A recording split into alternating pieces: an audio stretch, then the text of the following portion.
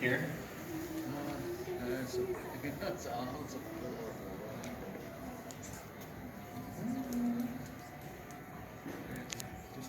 Or not.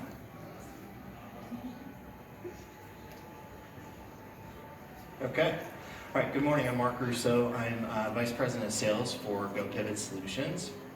We are a behavior change platform that focuses on designing programs for safety behaviors and health and wellness and general well-being.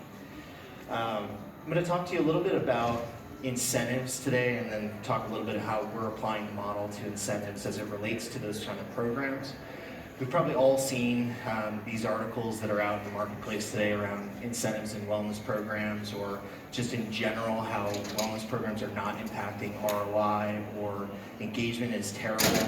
A lot of what they're focusing on here are demonstrating that incentives were a big part of these programs, and they should have been enough of a carrot to end up moving people into an engaged state in these programs, but they weren't, and they fell on their face.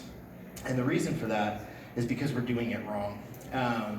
You notice all these companies that are on the slide today. If you look at all these companies, they're focused on two things primarily. One is they get you to crawl before you're running. And two, they're focused on things that are centered around instant gratification. And so instant gratification, by definition, as we know it, is to get something without delay, right? You have instant joy or pleasure in receiving something immediately.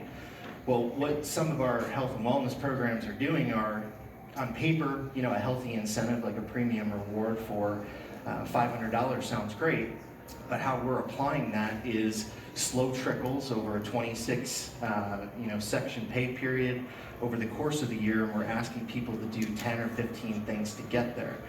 Well, I don't know how many of you are motivated by $10 every couple of weeks. I'm certainly not, and there's pretty much no instant gratification within that process.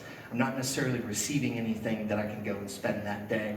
And most of us, depending on your size of your paycheck, and no matter what your size of your paycheck, you're probably not going to notice that $10. The other thing that they have gotten right with these programs is they know the data. 85% of people who are participating in a program with rewards are coming back to those vendors to choose that service or purchase that service first. Whether they do that or not, they're still using that service to seek that best price because they know they can get points, and they're continuing to build their status or their seniority in those programs. We're trying to do the same thing in health and wellness, in safety, where we're trying to get people engaged and think of us as a vendor of choice. And I'm not speaking from a GoPivot perspective, I'm thinking from a brand that is your health and wellness program. So what they've designed is this consumerism model. And the consumerism model basically is essentially everything that we do today. I mean, think about it.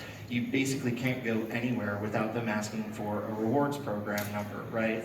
You go to Panera, they're asking you for your phone number. You go to Kohl's and you're getting Kohl's cash. You're shopping at a grocery store, you're getting points on fuel.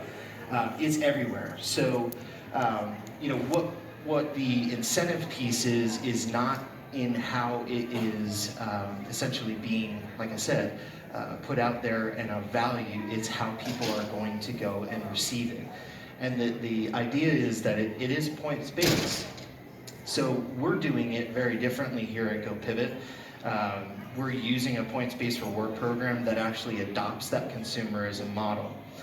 It functions very much like you would think about going to see your doctor versus buying an airline ticket.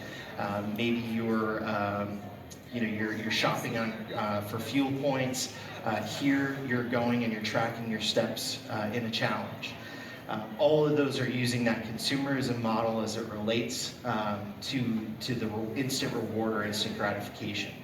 So we're also not a one-size-fits-all program, so we've taken this consumerism model, we have applied it into individual solutions that are driven by our customers' goals and needs. So we're not handing a software box over to our customers and essentially tacking on all these buy-ups. We're using their goals and their targets as the driver. Secondly, and probably most importantly, we're a pay-for-performance organization.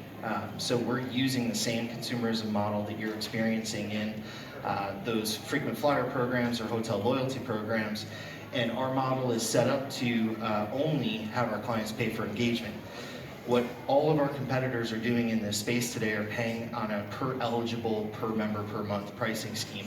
And basically what that is doing is charging that employer for 100% engagement right out of the box. And I don't know what world you all live in, but I don't think it's necessarily fair to charge for people who are not engaged in a program.